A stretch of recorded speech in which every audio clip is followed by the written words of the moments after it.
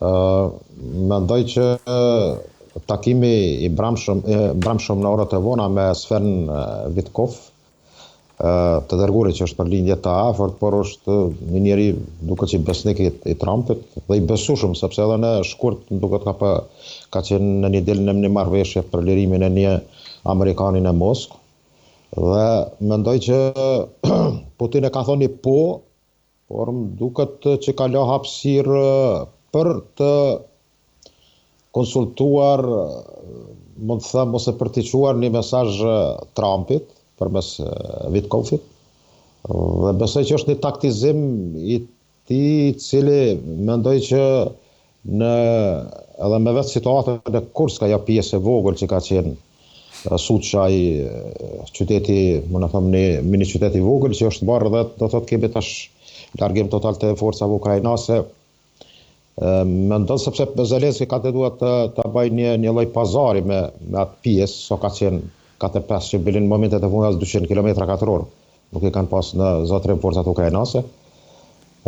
Mendon që 3 caqet e tij të arrihen që kam të bëj me denasifikimin, pastaj jo Ukrainës në NATO dhe 4 regionet të mbesin pjesë e Federatës Ruse të Ukrainës lindore. Mendon dhe taktika e rusëve në këtë drejtim edhe Putinit ka qenë që armpushim paralel me marrëveshje paqësore. Dhe tash ky taktizim i tina mendoj që a do të ketë efektin e vet te partneri i tij, i cili mund të them e ka latë të merret dhe të ketë, mund të them, edhe konvergjenca me evropianët, sepse në diplomaci mendoj që kësaj radhe Putini ka qenë, mund të them, i pauzuar, sepse në mision të tillë ka luajtur Trumpi, dhe mendoj që paqja në Ukrainë sa është afër është edhe larg, nga se caqet dhe qëllimet e të dy palëve, mund të them këtë rast perëndimorëve, ne kemi thënë, besoj edhe me të nderuarin Goxhan edhe më herët, që lufta në Ukrainë ka qenë NATO-Rusi, nuk ka qenë luftë Ukrainë-Rusi, dhe de facto këtë ka pranuar edhe vetë Trumpi, në një nga deklarimet e tina.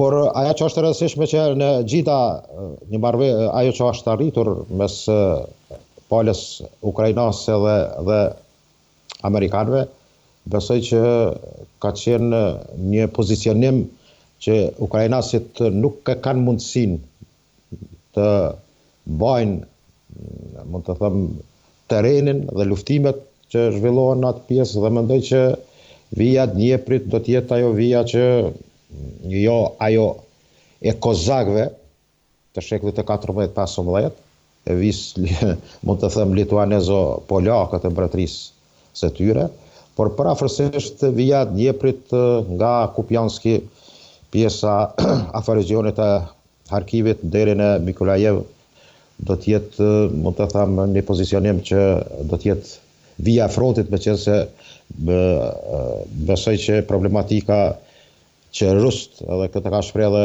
Sergej Lavrovi në një intervistë para 3-4 ditësh me 2 bloggerë amerikanë, ku ka thënë që nuk janë të mirëseardhur forcat evropiane, dhe këtu duhet të gjendet tash ajo formula. Ka ende do thotë detaje të cilat besoj që Putini i ka shprehur në një deklaratë e tij nga zëdhënësit e tij që po marrëveshjes, arpushimit, mirë po duhet të kristalizohen dhe të detajizohen disa gjëra. Dritan, si e lexon këtë moment, domethënë këtë përgjigje të Putinit për sa i përket këtij armpushimi? Propozimi është taktik, përgjigja është në mënyrë strategjike. Pra, propozimi që ka ardhur nga Shtetet e Amerikës dhe Ukraina është një propozim në niveli taktik dhe vetëm në nivel ushtarak, pa një mbështetje politike nga mbrapa. Pra, çdo lloj propozime të tilla që janë pa mbështetje politike pothuajse janë destinuara të mbasin. Ndërsa përgjigja e Putinit është në nivel strategjik. Në aspektin e qartë, pra, në mbarimin e kësaj marrëveshje, pra kur morën vesh këto dy palë, në një moment caktuar, Shtetet e Bashkuara të Amerikës pretendonin që ishin mbi palët. Pra, arsye se arritën të bëjnë ndërmjetësi ndërmjet palëve. Dhe në momentin që ukrainasit pranuan propozimin e amerikanëve, automatikisht amerikanët u bën palë të marrëveshjes, u bën sërish palë në luftë, për arsye se me pranimin e kësaj marrëveshje nga ana e Ukrainës, Shtetet Bashkuara të Amerikës vendosën të lëshojnë menjëherë gjithë armatimin që kishin ndaluar dhe të japin edhe të dhënat strategjike dhe të shkëmbejnë informacione strategjike. Pra, deri në këtë moment, Shtetet Bashkuara të Amerikës nuk ishin palë, kishin vendosur të mos ishin palë në konflikt. Në momentin që kjo ndodhi, sërish u bën palë në konflikt. Dhe përgjigjja e Putinit është në nivelin strategjik, e cila po i kërkon Amerikës që shiko, qëndroni jashtë pra.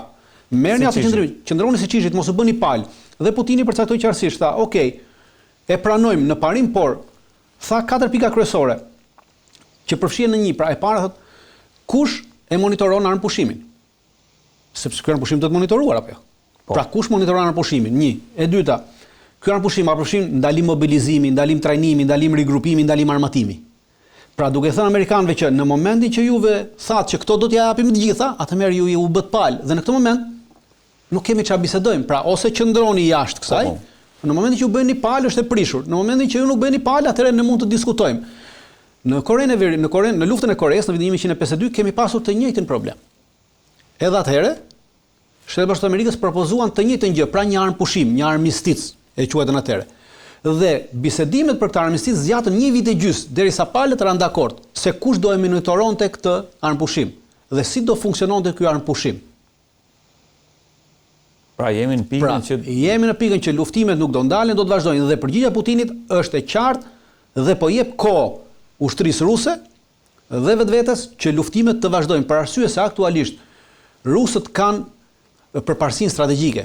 Pra, iniciativën strategjike nuk e kanë humbur nga dita e parë dhe në rast se ndalen, automatikisht e humbasin iniciativën strategjike dhe kjo është fiktore taktike për ukrainasit.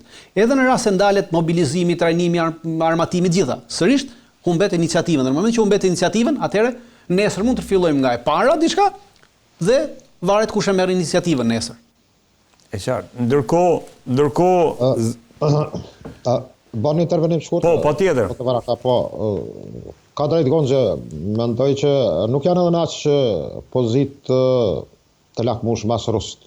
Mendoj që është një lodhje, sepse lufta kuptohet që ka shpenzim edhe resurset vinë duke u paksuar, mund të them, jo vetëm në aspektin human njerëzor të ushtrisë ose të infanterisë ruse, por besoj që edhe problemet me faktorë tjerë anësor, sidomos me sanksionet, se me siguri tash do me thuash që nuk i kanë shanjë në Rusisë sanksionet, por e vërteta është që do me kanë pasur edhe rusët dhe në këtë drejtë mendoj që është me rëndësi atë tonën taktike dhe strategjike, për rusë është strategjike, për amerikan taktike, por mendoj që taktizimet i bajnë edhe rusët dhe mendoj që në të ratë që ka ndodhur në raportet Evropa-Amerikë, do shta ka qenë një fitore taktike rusëve, dhe sidomos mendoj që ajo fjala e Gjedivensit që nuk e keni armi Kinën, jo Evropian dhe Rusin, po vetë vetën, do të ka qenë ai kulminacioni tërë asaj që besoj që flet shumë për thyrjen e shigjetave në raportet e real politike, që mund të them, sepse tani më kemi marrë një kahje të re në zhvillimet e tilla.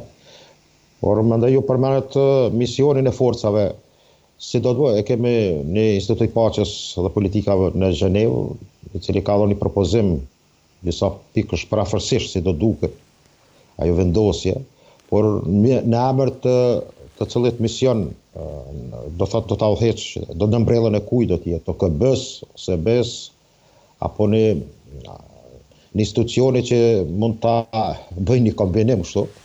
Dhe mendoj që për ajo që ka ndodhur në Korenë në vitet e 50-ta, do të ka qenë ajo që ka qenë misioni OKB-s, biletat atje kanë qenë edhe përfshirë edhe trupat turke.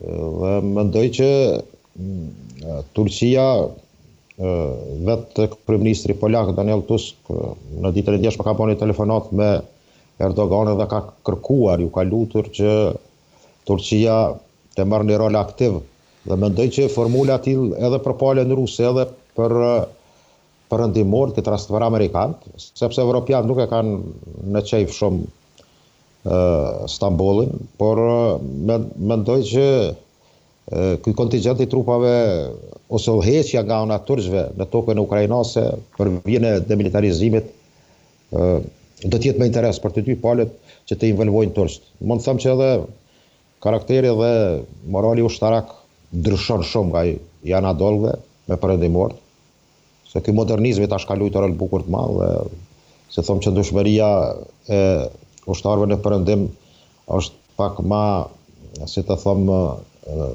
e qejfit dhe atyre që dëshirojnë që jetën e lirë ta kenë pak më të frustruar, dhe ndërsa morali dhe karakteri ushtarak i forcave turke. Dhe në këtë drejtim mendoj që do të gjitet një solucion për të gjetur ata që do t'i prind këtij kontingjenti, por këto detaja të cilat besoj që delegacionet mendoj që kanë mund t'i përfundojnë edhe amerikanë dhe rusë, por një taktizim i tillë për t'i paqësuar perëndimorët, sepse dihet është një aleancë e tillë tashmë e perëndimorëve.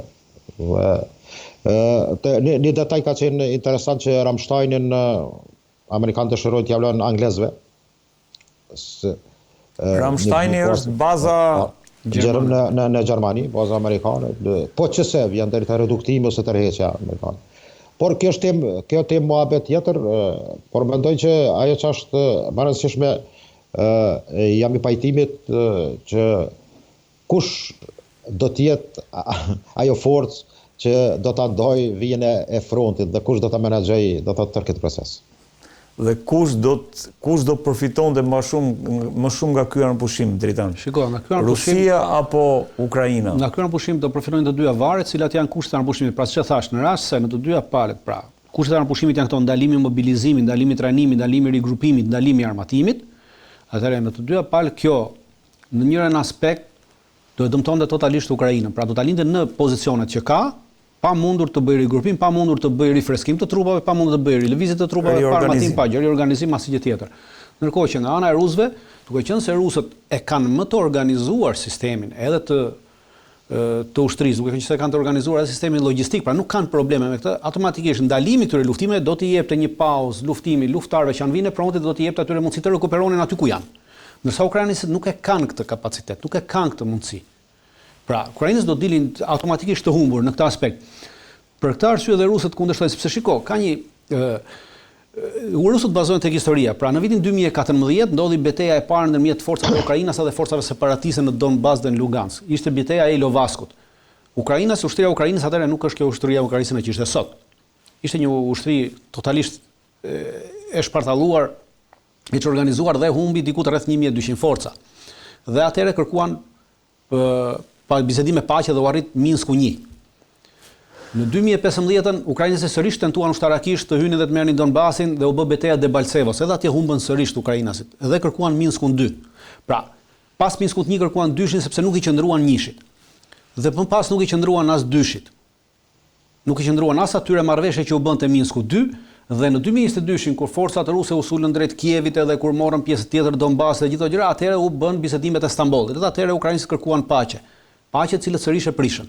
Dhe tashmë vim, në momentin që ukrainësit po humbasin Kurskun, pra totalisht po humbasin Kurskun, dhe kjo është një humbje e madhe në nivel operacional, strategjik dhe taktik për çështjet e Ukrainës, pra për ukrainësit, ata sërish pranojnë një paqe, pra të ulemi sërish dhe të bisedojmë paqe. Pra sa herë ukrainësit janë gjetur në probleme të mëdha ushtarake, ata kanë kërkuar paqen, por nuk i kanë qëndruar asnjëherë asaj. Prandaj këtu është problemi ajo. Kush është ai që do të garantojë këtë paqe? Se dakord, palët mund bien dakord, po kush e garanton këtë paqe? Kush ka kapacitet ta garantojë? Sepse rusët kanë bërë qartësisht që trupat e NATO-s nuk do të lejohen të garantojnë këtë paqe, pra trupat e Bashkimit Evropian. Atëherë kush do? Amerikanët thonë që ne nuk çojmë trupa në Ukrainë. Atëherë kush ka fuqi dhe kapacitet sot të garantojë një paqe ndërmjet dy ushtrive më të fuqishme të botës? Do të kemi parasysh që ushtria ruse dhe ushtria ukrainase janë dy ushtrit më të mëdha, më të fuqishme dhe më të afta luftarakisht sot për sot në gjithë globin. Nuk ka ushtri tjetër që u përngjet tyre të dyjave sot me këtë eksperiencë lufte 3 vjeçare. Pra kush i ndal ta? Kush do t'i mbajë ta? Pra këtu është problemi. Cili është ai që garanton? Kush është garantuesi?